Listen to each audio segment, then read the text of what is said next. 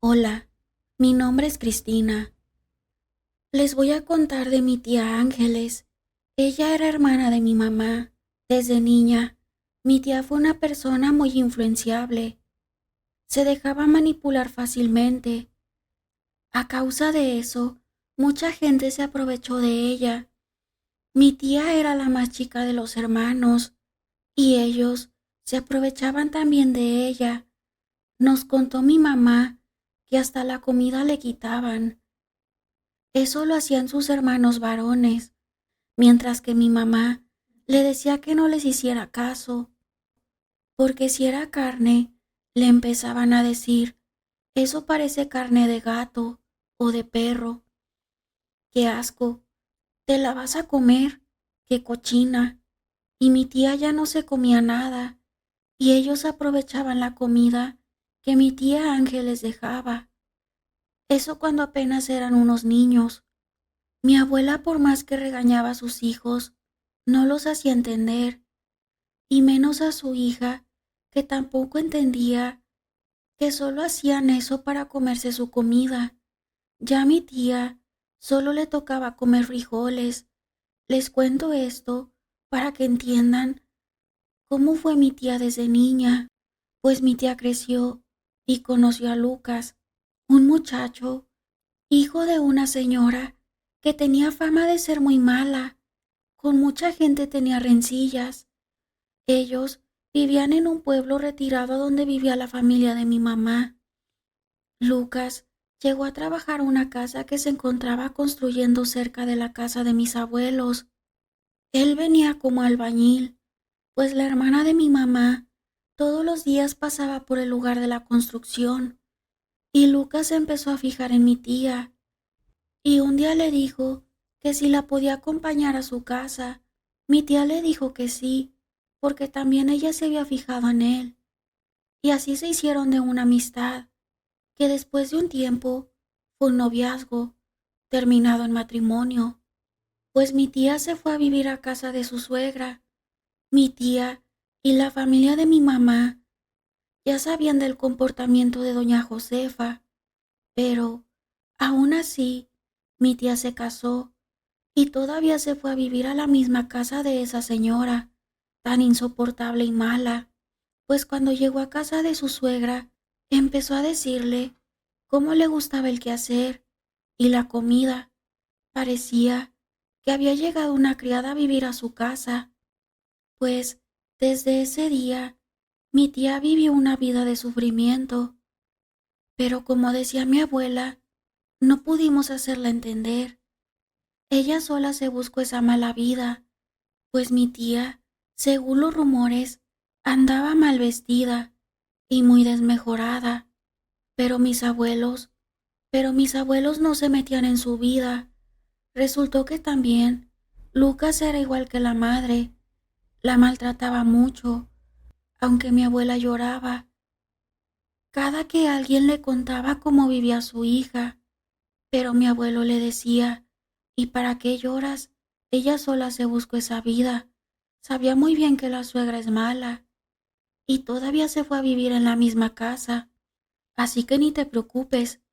Y así siguió mi tía, viviendo en esa casa, lejos de su familia.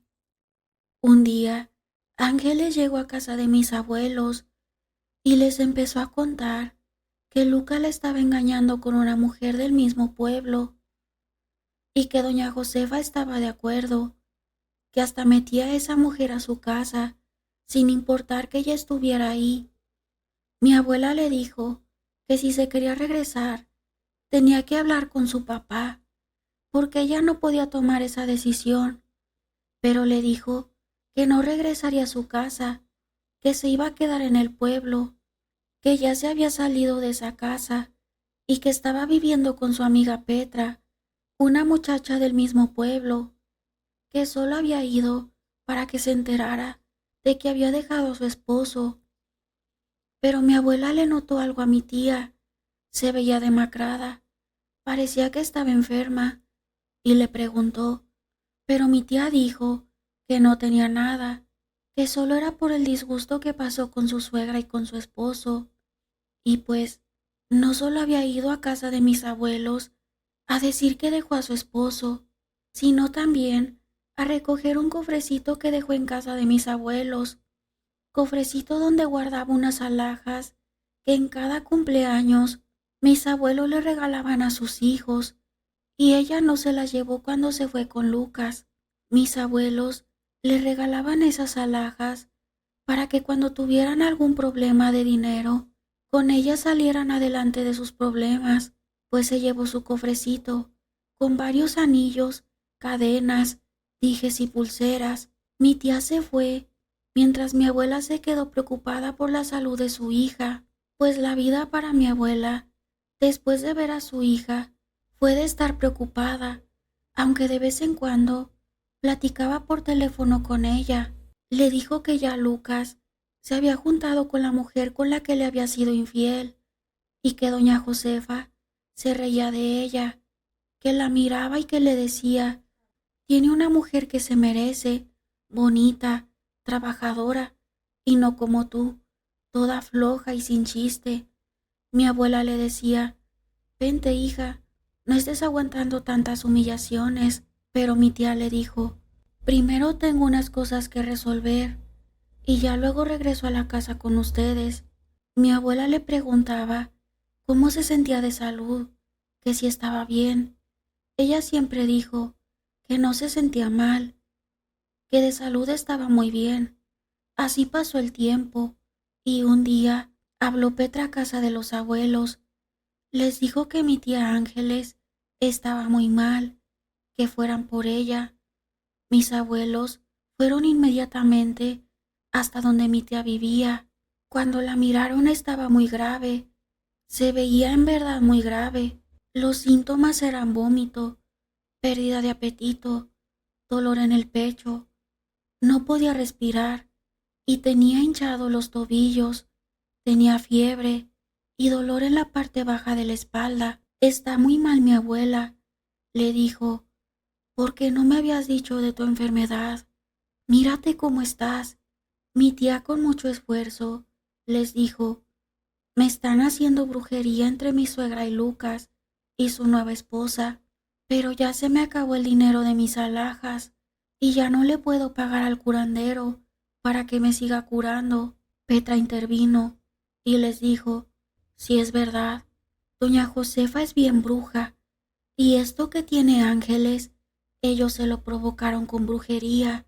Y les contó que su mamá había muerto de brujería, hecha por la amante de su padre, y tenía los mismos síntomas de ángeles, y su madre murió por perder tiempo con los doctores, y el curandero ya no pudo hacer nada. A mi mamá la tenían enterrada en el panteón, le pudrieron los intestinos. Nos dijo el curandero cuando la llevamos que tenía un muñeco relleno de un intestino de una gallina negra, y por eso tenía fuertes dolores y no podía comer. Fue mucho su sufrimiento, pero como mi papá no era creyente de la brujería, solo la estuvo llevando a doctores y nunca le dieron diagnóstico. Pero mi papá de necio, mi hermana y yo, por fin nos pusimos en contra de mi papá y llevamos a mi mamá con un curandero, pero ya era demasiado tarde. Ya la brujería se le había pasado, y lo que tiene ángeles es brujería. Pero como se le acabó el dinero, ya el curandero no la puede seguir ayudando. Mi abuelo se enojó mucho al escuchar las palabras de Petra y le dijo: te hago responsable de lo que le pase a mi hija. ¿Cómo la convenciste de no ir al médico? Y sacaron a mi tía de la casa de Petra, la llevaron al hospital y el diagnóstico fue insuficiencia renal, ya muy avanzada. A los pocos meses murió.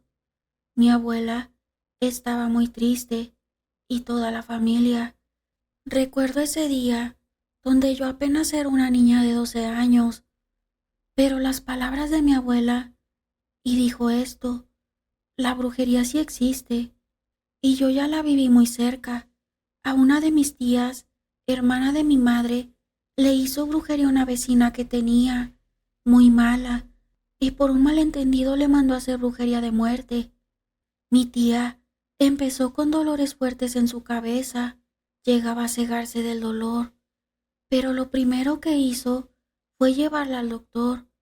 Cuando la familia vio que los doctores no sabían qué tenían, entonces acudieron a un curandero, y sí resultó que era brujería que la vecina le hizo, y fue verdad, eso se los aseguro, porque mi tía se puso bien de salud, pero la vecina murió después de un mes de sufrir los mismos síntomas de mi tía. Por eso les doy este consejo, y nos dijo a todos: no se dejen llevar por lo que otra persona les dice, como Petra, que manipuló a mi hija y no le dio el consejo de primero ir al médico. Ángeles se topó con un curandero charlatán que solo le quitó su dinero. Cuando es un charlatán, uno se da cuenta porque tienes que platicarle todo, y de ahí empiezan a decir lo mismo que tú les dijiste. En cambio, cuando es un curandero que tienen el don de curar a la gente, él solo te empieza a decir las cosas de las cuales solo tú sabes. No se dejen engañar. Ya mi hija no va a volver de la muerte, pero los que quedan, tengan mucho cuidado con los charlatanes y con las personas metiches como Petra. Antes de despedirme, me gustaría mandar saludos a Natalie Carranza, que nos escucha desde la Ciudad de México, para Máxima Ormachea, que nos escucha desde Argentina. Una felicitación para Maite Heredia Bernat. Muchas felicidades. Un abrazo fuerte hasta España para Ivonne Rosales y su papá, Adrián Rosales Zamora, que nos escucha desde Chicago, Illinois. A todos y cada uno de ustedes les agradezco mucho por el apoyo. Les mando un fuerte abrazo. Por ahora me despido y nos vemos en el próximo video.